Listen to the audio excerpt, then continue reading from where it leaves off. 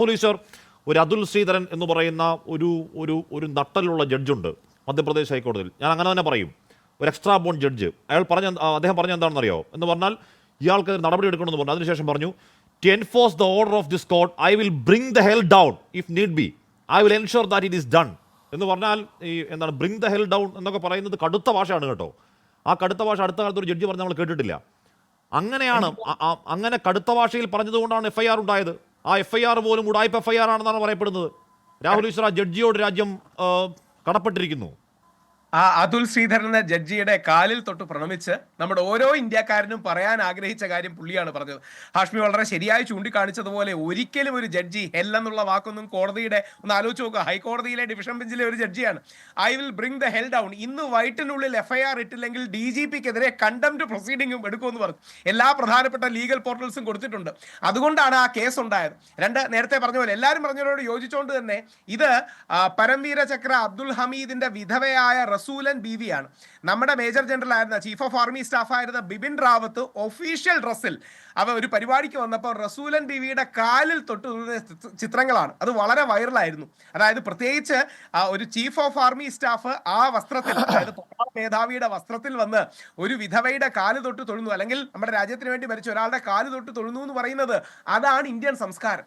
അവിടെയാണ് നമ്മളെല്ലാം ഈ വിഷയത്തിൽ ഒരുമിച്ച് നിർത്തേണ്ടതും രാഷ്ട്രീയത്തിന് അതീതമായി ഈ വിവരദോഷിയായ ഈ വിജയ് ഷാ പറഞ്ഞതിനെ ശക്തമായി തള്ളിപ്പറയേണ്ടതിന്റെ ആവശ്യകത എവിടെയാണ്? അവിടെ നമ്മൾ ശ്രദ്ധിക്കേണ്ട 1-2 കാര്യങ്ങളുണ്ട്. ഇന്ത്യൻ ആർമിയാണ്, അത് ഈ കോടതി വിധിയിലും പറയുന്നുണ്ട്, ഇന്ത്യയിൽ ഇതുവരെ ഏറ്റവും ക്രെഡിബിലിറ്റി ഉള്ള ഇൻസ്റ്റിറ്റ്യൂഷൻ ഇന്ത്യൻ ആർമിയാണെന്ന് കോടതി എടുത്തു പറയുന്നുണ്ട്. കാരണം ഇന്ത്യൻ ആർമി മതസൗഹാർദ്ദത്തിൽ വിശ്വസിക്കുന്ന ആർമിയാണ്, എല്ലാ മതങ്ങൾക്കും സ്പേസ് ഉള്ള ആർമിയാണ്, എല്ലാ ആരാധനാലയങ്ങളും ഒരുമിച്ചുള്ള ആർമിയാണ്. ടെറിട്ടോറിയൽ ആർമിയുടെ ഭാഗമായിട്ടുള്ള സെലക്ഷൻ പ്രോസസ്സിന് പങ്കെടുക്കാൻ എനിക്ക് ഭാഗ്യം ലഭിച്ചിട്ടുണ്ട്. അവിടെ എല്ലാവരും ഒരുമിച്ചിരുന്ന് പ്രാർത്ഥിക്കാൻ അടക്കമുള്ള മുറികൾ ഒരുമിച്ചാണ്. നമുക്ക് സിഖ് റെജിമെന്റ് ഉണ്ട്, നമ്മളുടെ എല്ലാ പട്ടാളക്കാരും എല്ലാ വിഭാഗത്തിൽ നിന്നും ഉണ്ട്. അപ്പൊ ഏറ്റവും മതസൗഹാർദ്ദപരമായ പ്ലൂറലിസ്റ്റിക് ആയ ഒരു ആം ഫോഴ്സസ് ആണ് നമുക്കുള്ളത്. അതിനെ സോഫിയ ഖുറേഷിയെ അവരുടെ സിസ്റ്റർ എന്ന് അഭിസംബോധന ചെയ്തത് ക്ഷമിക്കാൻ കഴിയില്ല. അവിടെയാണ് ഉല്ലാസ്ജി അടക്കമുള്ള എല്ലാ നല്ല BJPക്കാരും എന്നെ തള്ളി പറഞ്ഞിട്ടുണ്ട്. കുറച്ചുകൂടി ഉച്ചത്തിൽ തള്ളി പറയേണ്ട കാര്യങ്ങൾ സോഫിയ ഖുറേഷിക്കെതിരെയുള്ള ആക്രമണം, അല്ലെങ്കിൽ നമ്മുടെ വിക്രം മിസ്രിക്കെതിരെയുള്ള ആക്രമണം. അദ്ദേഹത്തിന് ട്വിറ്റർ പൂട്ടേണ്ടി വന്നു. ഒന്ന് ആലോചിച്ച് നോക്കുക, വിക്രം മിസ്രിയുടെ മകൾ രോഹിംഗ്യകൾ, പാവപ്പെട്ട രോഹിംഗ്യകളെ വാജ്പേയി സർക്കാർ അടക്കം ഇവിടെ കുറച്ച് ആൾക്കാരെ മുഖ്യ സംരക്ഷിച്ചിട്ടുണ്ട്. ആ വിക്രം മിസ്രിയുടെ മകളുടെ നമ്പർ അടക്കം എടുത്തിട്ട് വിക്രം മിസ്രിയെയും ഭാര്യയെയും മകളെയും ചീത്ത വിളിക്കുന്ന അവസ്ഥ ഉണ്ടാകുക. നമ്മുടെ രാജ്യത്ത് ഈ എക്സ്ട്രീം റൈറ്റ്, ഞാനൊരു വലതുപക്ഷക്കാരനാണ്, ഞാനൊരു ഹിന്ദു റൈറ്റ് വിങ് ആക്ടിവിസ്റ്റ് ആണ്, പക്ഷേ ഈ എക്സ്ട്രീം റൈറ്റ്, ഈ തീവ്ര വലതുപക്ഷം, ഈ ഗോഡ്സേവാദം എന്നൊക്കെ പറയുന്ന പക്ഷത്തെ കുറെ കൂടെ ശക്തിയുക്തമായി നമുക്ക് തെള്ളിപ്പറയാൻ കഴിയണം. ആ തെള്ളി പറഞ്ഞില്ലെങ്കിൽ മറുഭാഗത്ത് അർബൻ നക്സലുകൾ ഉള്ളതുപോലെ ഇപ്പുറത്തെ ഭാഗത്ത് അർബൻ നാസികളും ഉണ്ട് എന്ന് നമ്മൾ തിരിച്ചറിയണം. അപ്പുറത്ത് ഒരുപാട് അർബൻ നക്സലുകളുണ്ട്, സംശയമൊന്നുമില്ല. അതേപോലെ ഇപ്പുറത്തും ഒരുപാട് അർബൻ നാസികളുമുണ്ട്, ഗോഡ്സേവാദികളുണ്ട്. അവരെ മുഖ്യധാരയിൽ നിൽക്കുന്ന ആൾക്കാർ തെള്ളി പറഞ്ഞില്ലെങ്കിൽ അവർക്ക് ഊർജം കൂടുകയാണ് ചെയ്യുക.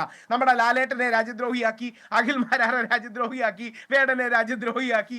ഇതിന്റെ പ്രശ്നം എന്ന് പറഞ്ഞാൽ നമുക്ക് തന്നെ കുറച്ച് കഴിയുമ്പോൾ എന്താ പറയുക, ഇതിനോട് പുച്ഛം തോന്നും, അല്ലെങ്കിൽ എന്താ പറയുക എതിര് തോന്നും. അപ്പൊ അതിശക്തമായി ഇതിനെ തെള്ളി പറയാൻ കഴിയണം. ഒരു വരി കൂടെ പറഞ്ഞ് അവസാനിപ്പിക്കാം. ലാലേട്ടൻ ഇസ്ലാമിസ്റ്റ് തീവ്രവാദികളുടെ കാശ് മേടിച്ചു പോയി എന്നൊക്കെ വളരെ ബഹുമാനിയായ ആൾക്കാർ, വ്യക്തിപരമായ പരിചയമുള്ളതുകൊണ്ട് പേര് പറയുന്നില്ല, പറയുമ്പോൾ ആക്റ്റീവായി തെള്ളി പറയാൻ കഴിയണം. ലാലേട്ടൻ ഒരു ലെഫ്റ്റനന്റ് ആണ്, വിശ്വശാന്തി ഫൗണ്ടേഷൻ സംഘത്തോട് ചേർന്ന് പരിപാടി നടത്തുന്നവരാണ്.